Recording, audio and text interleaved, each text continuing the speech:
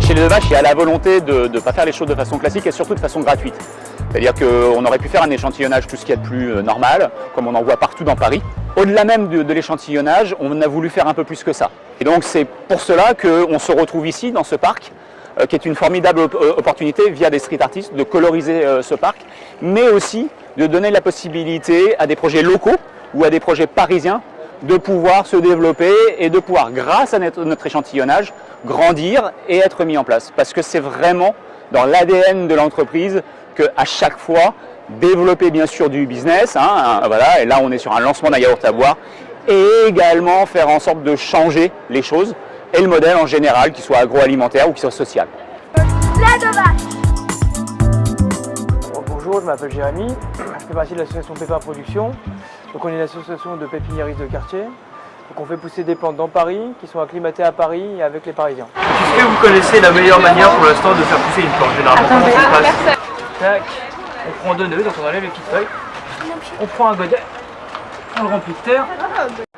Donc c'est de faire des plants qui sont acclimatés à Paris, avec des semences qui sont de la région parisienne en général, et de le faire voilà, avec nos bénévoles. Donc on en a plusieurs dans plusieurs quartiers, donc 14e arrondissement, 11e arrondissement et 2 dans le 20e. Et aujourd'hui, ce qui nous intéresse, c'est récolter des fonds pour la serre à Chanzy dans le 11e arrondissement. Donc pour l'instant, c'est surtout de la pleine terre. Ce qu'on aimerait, c'est construire une serre. Cap, c'est quoi? C'est une association qui existe depuis 2013 à Paris. Notre objectif, c'est qu'un maximum de citoyens s'engagent dans la transition vers un monde plus écologique, plus humain et plus durable. L'objectif, c'est que les citoyens se ressaisissent de problèmes qui les concernent et créent des solutions par eux-mêmes pour répondre à des problèmes qu'ils rencontrent au quotidien, au lieu d'attendre que l'État ou les institutions trouvent des solutions. Les Alchimistes, c'est une entreprise qui a pour objectif de composter les déchets organiques en ville et de le faire de manière optimisée, plus rapide pour éviter de faire voyager nos déchets vers la campagne. L'enjeu est de collecter à moins de 1 km, de composter dans des composteurs électromécaniques qui optimisent et qui vont composter de manière très rapide et fabriquer un compost made in Paris à très haute valeur nutritive.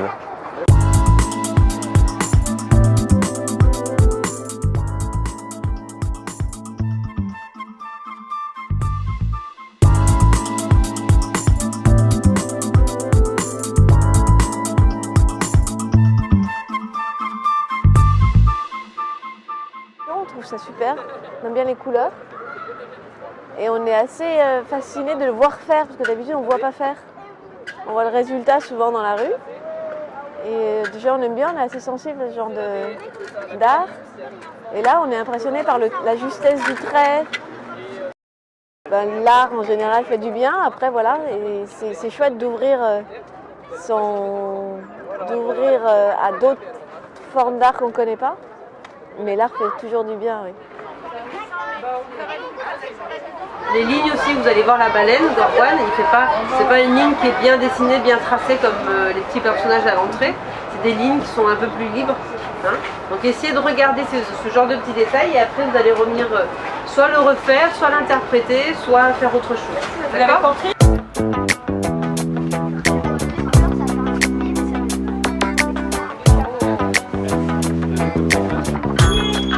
Alors c'est qui les artistes?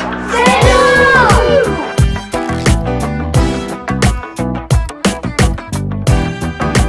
Elle demande à ses copines de poncer, elle se roule par terre, mais poncer, elle se frotte contre une brosse géante. On pourrait penser que c'est une démarche marketing, mais en fait, quand on voit ce qui est exposé ici, il y a une démarche artistique, il y a du bio, on va quand même dans le sens d'une éducation, d'une formation des jeunes, des enfants, une sensibilisation à quelque chose d'autre que uniquement ce qu'on trouve en grand magasin. Non, en fait, c'est une idée hyper simple qui est de se dire aujourd'hui, les marques, elles n'ont pas d'avenir, elles n'ont aucun avenir, à part si elles sont capables d'amener les choses aux gens. C'est la seule source d'intérêt d'une marque, parce qu'une marque, c'est un objet créatif, d'affection, voilà, qui permet de se concentrer tous autour de la même idée de manière extrêmement simple. Mais ça, il ne faut pas que ce soit rattaché à un produit parce que le produit, c'est pas très intéressant. Et puis on sait tout ce que ça peut cacher, et on sait tout ce que ça peut véhiculer.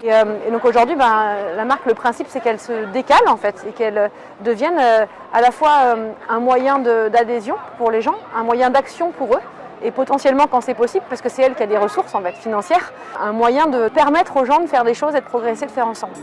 Ça, c'est la base de l'histoire. Je crois qu'effectivement, il faut aller dans ce sens-là parce que ça nous permet de valoriser à la fois les produits de la terre, à la fois l'art, c'est toujours quelque chose qui valorise le monde et c'est complètement positif. Ça met du tissu social, ça rapproche les gens, ça les fait réfléchir sur la vie du quartier, ça permet aussi à ce qu'une marque réseaute, s'implante discrètement, humblement. Et c'est tout à fait dans l'esprit de Les Deux Vaches. C'est une petite organisation, Bicorp.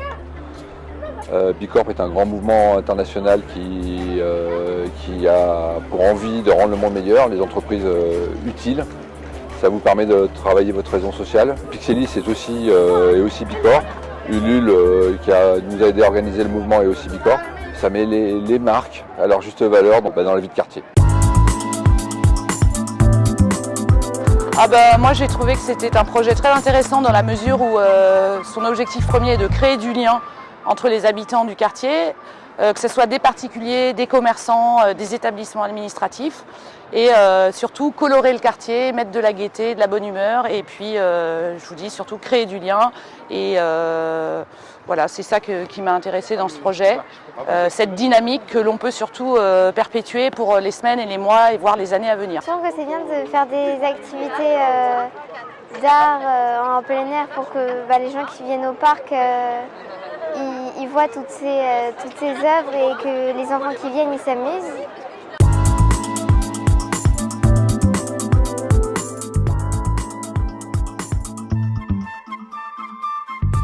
Il y a plein de gens en fait dans ce projet. C'est en fait au final toute une communauté qui vit dans ce quartier et qui interagit ensemble.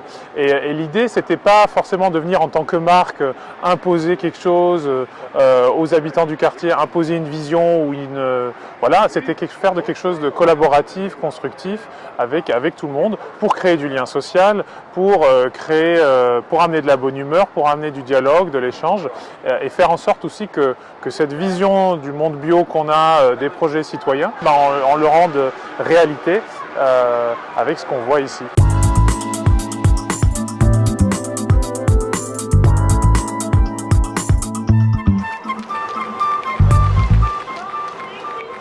Pour nous, c'est vraiment très important la rencontre. Pourquoi? Parce que souvent le jeune ou les autres personnes, donc les personnes âgées ou les autres adultes ou les plus jeunes ou les familles, on a un regard un peu réticent sur le jeune en fait. Et vice versa. Donc tant qu'on ne se connaît pas, on est un peu dans la critique, un peu dans les appréhensions, on ne connaît pas l'autre, du coup on a soit peur, soit on se pose des questions. Et puis l'idée de réunir un peu tout le monde, ça permet justement de casser ces clichés. Ici, c'est pas un événement, c'est le point de départ de projet. En tout cas, c'est comme ça qu'on a envie de le mener et de faire que potentiellement ça soit fait ailleurs et que potentiellement les gens ici au Batignolles, déjà ils vont garder les œuvres, ils vont les garder dans leurs écoles, ils vont les garder dans les quartiers, ils vont être fiers. Alors bien sûr, ils ne les ont pas faites, mais quelque part ils les ont faites en permettant qu'elles soient faites ici et en partageant un moment avec eux.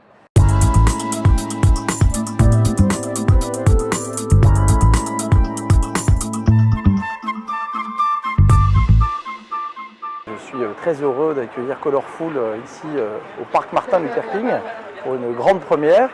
C'est une initiative tout à fait originale puisque dans le 17e arrondissement on a beaucoup d'initiatives à la fois portées par des subsides publics. Là en l'occurrence c'est un partenariat avec une société commerciale mais qui a vraiment comme vertu de s'intégrer au quartier avec un travail fait avec les artistes et notamment les écoles. Et moi je suis très heureux d'accueillir ce festival finalement sur plusieurs jours. J'espère qu'on aura l'occasion d'éditer une deuxième version et puis qu'on puisse progresser aussi dans la collaboration avec toute l'équipe de Manuel. Donc c'est une grande chose pour le 17e que d'avoir ce festival au mois de novembre qui a été monté en un temps record. Et je remercie aussi les services de la ville qui ont permis que ce festival ait lieu. Et je crois que pour le plaisir des yeux, en ce mois de novembre, eh bien, on peut que remercier tous les organisateurs de ce festival.